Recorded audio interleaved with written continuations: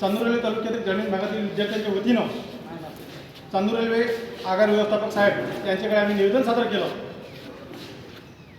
रोज विद्यार्थी सकाळी 6 वाजतापासून या चांदूर रेल्वेला शाळेत शिकण्याकरता सकाळी 6 वाजता या एवढं मोठं दप्तर घेऊन येतात आणि जेव्हा वापसी जाण्याची वेळ आहे तर ते 5:30च्या नांदगाव खंडेश्वर या बसवर जात असतात। परंतु त्या 5:30 वाजताच्या बस सेवाची जे बस फेरी आहे ती बस फेरी 5:30 वाजता नियोजित वेळेवर न लागत असल्यामुळं विद्यार्थ्यांची खूप मोठी गैरसोय निर्माण झालेली आहे। आणि ही गैरसोय निर्माण झाल्यामुळे विद्यार्थ्यांनी आणि माझ्या विद्यार्थी मैत्रिणी यांनी आम्हाला सांगितले की ही बस सेवा 5:30 वाजता नियोजित वेळेवर न लागत असल्यामुळे ही बस सेवा बस फेरी 6:30 वाजता लागते आणि त्यामुळे विद्यार्थ्यांची खूप मोठी गैरसोय होते। विद्यार्थ्यांच्या जे पालकवर्ग आहे हे चिंतित असतात।